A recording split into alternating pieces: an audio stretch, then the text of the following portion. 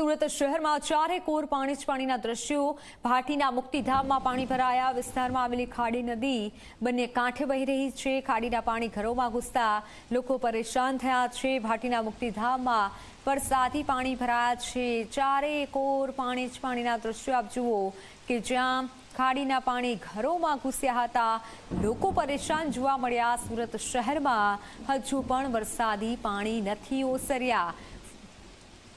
તો સુરતથી મારી સાથે સંવાદદાતા પ્રશાંત જોડાઈ ચૂક્યા છે। પ્રશાંત આપણને વધુ વિગતો આપશે, ત્યાંની પરિસ્થિતિ છે તે જણાવશે।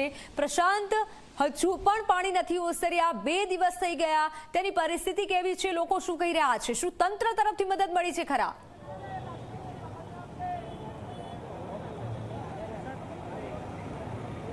જી બંસી, બિલકુલથી સીધા દ્રશ્ય બતાવીશું કે 48 કલાકથી વધુનો સમય વીતી ગયો છે।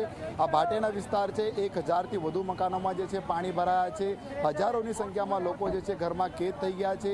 ભાટેના જ નહીં પરંતુ ભાટેના વિસ્તારની આજુબાજુ આવેલા આવા 10થી વધુ સોસાયટી છે જે રીતના આ જ રીતના પાણી ભરાઈ ગયા છે। અને ખાસ કરીને જે રીતના જે ખાડી જે છે બંને કાંઠે વહી રહી છે અને ખાડીનું પાણી જે છે સીધું આ રીતના ભાટેના વિસ્તારમાં પ્રવેશી રહ્યું છે અને લોકોના ઘરોમાં પાણી ભરાઈ ગયા છે। જોઈ શકાય છે દ્રશ્યમાં દુકાનો છે, અનેક દુકાનોમાં જે છે પાણી ભરાઈ ગયા છે। લાખો રૂપિયાનું જે છે દુકાનદારોને નુકસાન થયું છે। અનાજની દુકાન હોય, મોબાઈલની શોપ હોય, આવી અલગ અલગ તમામ દુકાનોમાં જે છે પાણી ભરાઈ ગયા છે। આર્થિક મોટું નુકસાન પણ જે છે વ્યાપારીઓને થઈ રહ્યું છે। સાથોસાથ જે છે લોકો જે છે કામ ધંધે જઈ શકતા નથી। અનેક લોકો જે છે પોતાના ઘરમાં કેદ છે અને 48 કલાકથી અહીંયા વીજ પ્રવાહ પણ બંધ છે। રાત્રિ દરમિયાન બી લોકોને ભારે હાલાકી પડી રહી છે અને સાથોસાથ હાલ પણ દ્રશ્યમાં જોઈ શકાય છે।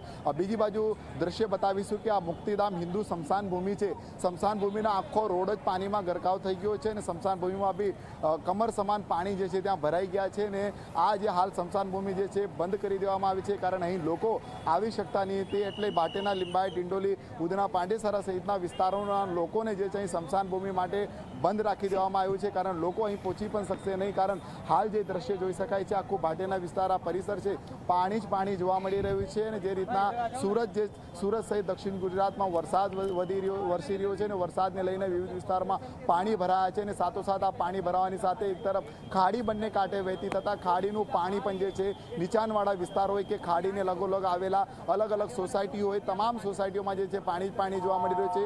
શહેરમાં આવી કોઈ સોસાયટી બાકી નહીં હશે જે ખાડીના કાંઠે આવેલી હોય કે ત્યાં પાણી નહીં હશે। પૂનાગામ હોય, કતારગામ હોય, વરાછા હોય કે ભેદવાડ હોય, આ તમામ વિસ્તારની અંદર આ જ પરિસ્થિતિ સર્જાઈ છે અને લોકોને જે છે ભારે હાલાકી જે છે વેઠવી પડી રહી છે। સુરત મહાનગરપાલિકાની જો વાત કરવામાં આવે કે મહાનગરપાલિકાના મેયરે દાવા કર્યા હતા કે આ વખતે સુરત શહેરની અંદર પાણી નહીં ભરાશે, કંઈ પણ રીતના જે છે લોકોને હાલાકી નહીં પડશે, પરંતુ આ દાવા જે છે અહીં નિષ્ફળ સાબિત થઈ રહ્યા છે। ફરી લોકોને આ જ પરેશાનીનો જે છે સામનો કરવો પડી રહ્યો છે અને લોકોને જે છે ઘૂંટણ સમાનની કમરથી પણ વધુ પાણી જે છે કહી શકાય છે। એક વ્યક્તિ અહીંથી બહાર નીકળી શકતો નથી, બહારનો વ્યક્તિ અંદર જઈ શકતો નથી અને મહાનગરપાલિકા બસ ખાલી એક ટીમ સ્ટેન્ડ બાય મૂકી દેવામાં આવી છે, પરંતુ રાહત દરે જે રીતે લોકોને કંઈ નાસ્તાની વ્યવસ્થા કરવી જોઈએ, કારણ મોટા ભાગના લોકો બહાર તો નીકળી શકતા જ નથી। આ પરિસ્થિતિ છે। બિલકુલ પ્રશાંત જી, પ્રશાંત આભાર માહિતી બદલ।